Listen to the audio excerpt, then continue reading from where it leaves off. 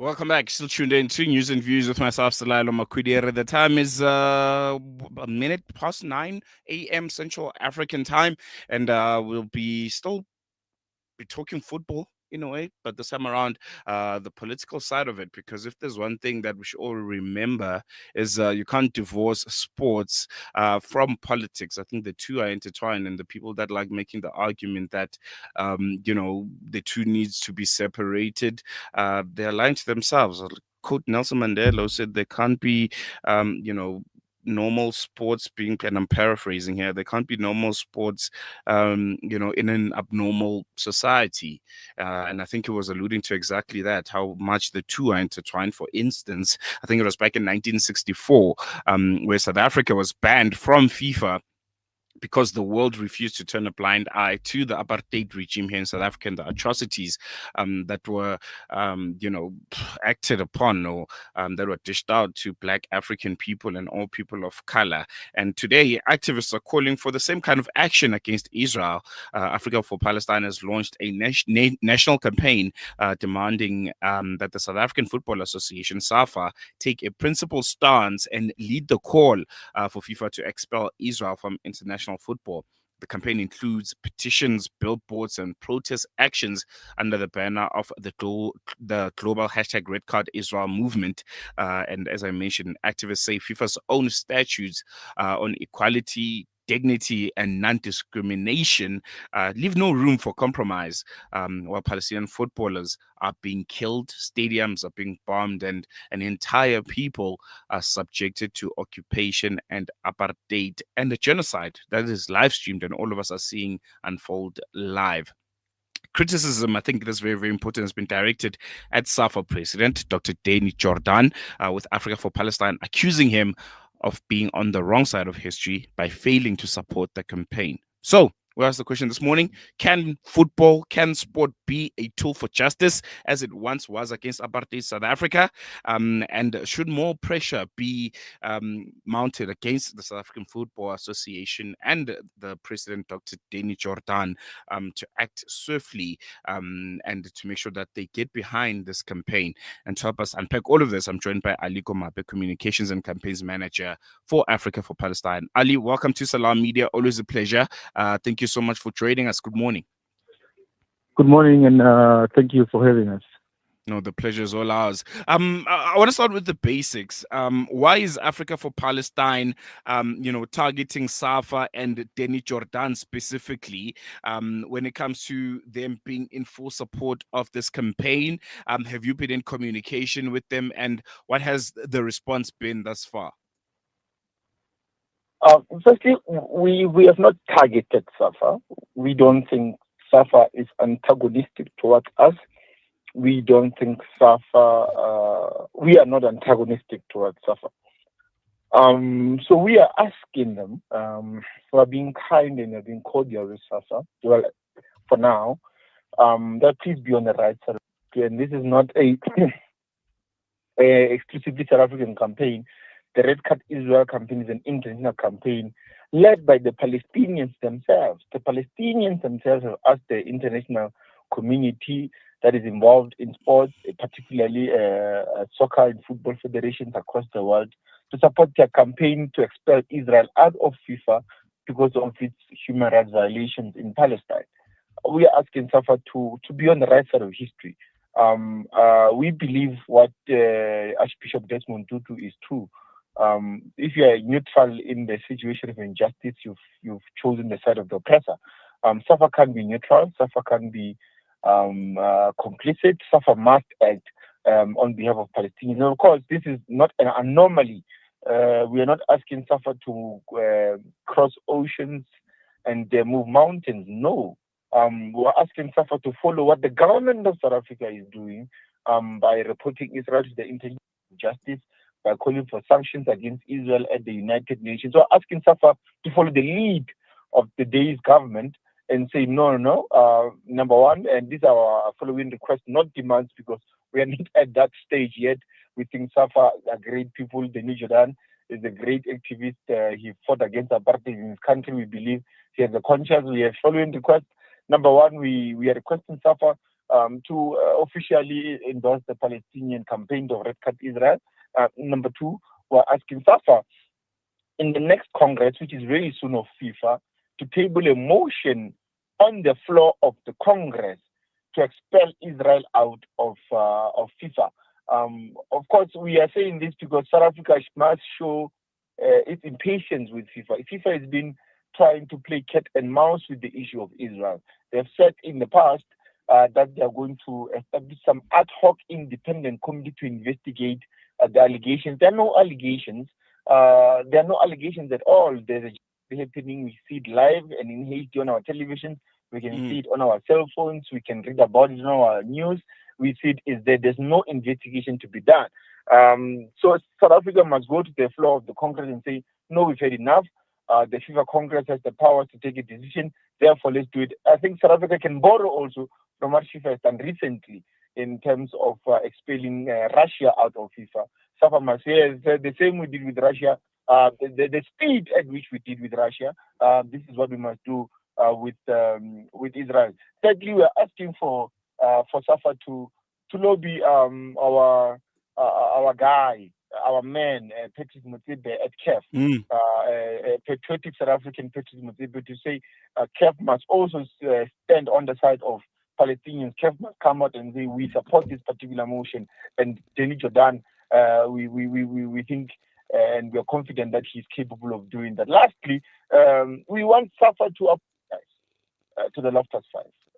We want SAFA to distance themselves from the actions of those involved in the illegal detention of activists and football supporters who were unlawfully and abusively assaulted and arrested at the Loftus during the game between Malawi and Bafana. So those are our 4 requests to SAFA and its president, Denis Jordaan. How do you respond to those that argue that politics shouldn't be mixed with sport? How do you respond to that, especially from a South African context, knowing and understanding that our own liberation history in a part was also because of the sporting isolation, us being boycotted, by us, well, maybe not us, the apartheid government and the apartheid regime being boycotted by the rest of the world and by FIFA, because of the atrocities that were deemed and were human rights violations at the time. But right now people are saying, well, don't mix sports with politics. Sports is supposed to be an escape from politics, but you guys keep bringing it in. You always have those naysayers. How do you respond to that? Absolute nonsense. Firstly, killing people is not politics. Palestinians, children, women, elderly, and men are being killed mercilessly in Gaza. As we speak right now, over 60,000 Palestinians have died. Millions are starving to death. Just of politics, it has nothing to do with politics. People are dying. But that's a fact. So we must stop reducing realities of people to politics. There's nothing to do with. We're not saying who's president, who must be. No. We're saying the killing is wrong. The killing must stop. How's that political? It's not political at all. Number 2, really, we must call out people for talking nonsense, rubbish and hogwash. When Russia was expelled out of FIFA, was it not politics? Was it not politics when Europeans and others in Latin America were wearing Ukrainian flags on their soccer shirts? They were showing Ukrainian flags before the war starts. When federations across Europe and other places in the world pledged solidarity and support for Ukraine, wasn't that politics? Absolute nonsense. When South Africa was sanctioned by FIFA, FIFA said we do not want to have a member that is guilty of human rights violation and practicing apartheid. Was it not politics? Was it not politics when the same happened to rugby, when the same happened to the cricket, when the same happened to tennis, when the same happens to athletics and the Olympics? Was it not politics? We shouldn't entertain nonsense, I say. If people don't have anything constructive to bring to the discourse or to bring to the question of Palestine, they must keep quiet because there's no politics here. There's a president's history, the best teacher history has taught us that this has happened before, where it's not an anomaly. We are not calling for something different. This has happened before. Almost definitely. And lastly, before I let you go, Ali, South Africa is a football crazy country, and a lot of our people, black and brown people, are the biggest supporters of the game. Um, how do they support this campaign? How do they make sure that the message is drawn and is heard and is very, very loud to FIFA, to SAFA, to CAF? I'm not sure, when it comes to CAF and Petrus Motsepe, just how much of that will be heard because of his ties with Africa Rainbow Minerals, and we know that they're still selling coal to Israel. It's a whole chain. But just right here at home, how do South Africans that fill up the Soweto Derby, who are going to be in Free State today to watch Bafana Bafana in Nigeria in that big, big game, drive that message forward? Well, there are very few things that Africans can do, and I think if our listeners were to think of supporting Palestine as an individual action, and then the results might be minimal or close to nothing. But think of yourself as a collective, as part of the world. So write an email to SAFA and say, my name is XYZ. I'm from Mayfair. I do not like what Israel is doing. Therefore, I'm calling for SAFA to do 1, 2, 3, 4, 5. You can write to your local regional sports federation. Say when SAFA goes to sit, please raise this issue on our behalf. You represent us as people of Mayfair. Please go say this. Secondly, we have a petition out. Petition is out. It's on our all on our social media pages on Facebook, on X, formerly Twitter, on Instagram. You can just go pick up for Palestine. You'll see it, or you can go to the website redcutisrael.org. That website, if you go to it, you will see the campaign. You will see where the campaigns are globally, and you'll check South Africa, and you'll see there's a petition. Then you can sign it. So that's what you can do. Today, if you're going to Bloemfontein, carry your Palestinian flag. If you're a soccer fan like myself, you go watch the Soweto Derby, carry your Palestinian flag. This, you can see this happening everywhere across the world. Yesterday, Israel was playing with Italy. I was watching the game. Italian supporters were carrying Palestinian flags. If you go to even the champions of Europe, the PSG Ultras, they pledge support for Palestine. Supporters of Celtic, supporters of Arsenal, supporters of Liverpool, all over the world, when you watch television, you see that there are Palestinian flags. People are carrying them. Carry your Palestinian flag with pride and go to the stadium and wave it. And that's how you support this particular campaign. There you have it, Ali. Thank you so much for joining us. Always a pleasure. And I think a very, very important campaign that you guys are driving. I saw the billboard. Looks really, really cool. Thank you for having us. There you go. There's Alie Komape, Communications and Campaigns Manager at Africa for Palestine. And the message is clear. Just as a sporting isolation helped dismantled apartheid here at home in South Africa, activists and I think everyone believes that the same pressure must now be applied to Israel, and the call is for SAFA and Jordaan to stand on the right side of history and demand that FIFA give Israel the red card. And I think Ali made a very, very important point when it comes to Jordaan. He might, currently be the president of the South African Football Association, but he was a stalwart himself. He was in the trenches. He fought against the apartheid system. So I think it's only right that he has it in him, to be on the right side of history and to demand that FIFA gives Israel the red card. And if you'd like to add your voice, as you mentioned, the petition is there on their website, on Africa for Palestine, and you can also, track and be part of it. You can write to your local football association. You can write on behalf of a sports club, and to make sure that the voices of the people of Palestine are being heard on all fronts. Because soccer players are being killed. They're being shot in the legs. These are athletes. These are people that represented Palestine on the highest level in international football, and they're destitute right now. And it's sad that when it comes to Ukraine, for instance, and the Russia war, it was so easy for FIFA to make sure that they ban Russia. The double standard is just outrageous. And for those that say it's politics, keep politics out of football, out of sports. Ali mentioned it quite clear. How many times have we seen the Ukrainian flag in Champions League nights games? The phrase peace or "nyep" in Ukrainian was advertised so well in UEFA Champions League games. I was watching the qualifiers recently where Ukraine was playing France, if I'm not mistaken, it was either France or Spain, and they were all in their Ukrainian flags, and it was just Ukraine everywhere. You could tell that it was clear that there's an agenda that's being pushed here, and it's for the Ukrainian people and to raise awareness on the war that's currently ongoing between Russia and Ukraine. Why can't the same thing be done for the Palestinian people? Why can't we have kafir themed kind of jerseys that are doing the rounds, and flags and colors being draped all over some of the biggest stadiums across the world? And we can start right here in South Africa.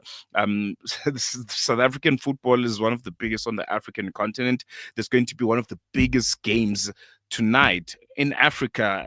Everyone will be watching, where South Africa will be playing Nigeria for a spot to qualify for the World Cup. Go there, print a banner, go there with your kafirs, and drive that message that Israel needs to be kicked out of FIFA. No one wants to play with them. How do you play in sport in an abnormal society? How do you play with people that are advocating for the killing of children and innocent men and women? They pledge allegiance to the Israeli flag and they sing the national anthem with pride, and you want to kick the ball with them. The same flag, that represents a whole genocide, that represents and a ethnic cleansing of a whole people. And we're saying, well, World Cup qualifiers, let them play. Who knows? We might find ourselves in the United States of America if, God forbids, and they're a very, very horrible sporting nation, is Israel. God forbids they qualify for the World Cup, which I don't even see it happening because of just how bad they play. They play South Africa. What do you do when you have one country who, has taken this other country to the ICJ for the horrors and the genocide that they're committing against the Palestinian people? Then we're gonna kick the ball with them, and after the game high five each other and wish each other well, which is what football is. It's not called a beautiful game for nothing. It's called a beautiful game because it has the power to unite, it has the power to educate, it has the power to drive a message, and it's always a message of brotherhood. It's always a message of fair play, a message of equality, and saying, we're all humans. All of us deserve a place on God's given earth, and no one is better than the other. Otherwise, let's just best each other on the sports field. But once that is done, we go back to being brothers. We have each other. That's why players even exchange jerseys after the game. It's a symbol of brotherhood. So do we exchange jerseys with the murderers that are Israel and the Zionist regime that those players represent? So I think more pressure needs to be done. As much as people, head out to the streets and, we march and we scream free Palestine, why not do it on a bigger stage, on a grander stage? Soweto Derby, tickets are like 60 Rand. This is one of the biggest games in the world. Head out there. It's the biggest game on the African continent with a big banner, free Palestine. Drive that message. Make sure that is heard. This my maths teacher once said, there's many ways to kill a cat. You can put it in your mouth, you can stamp on it. Well, she was referring to mathematical formulas and how you can apply mathematical formulas to get solutions.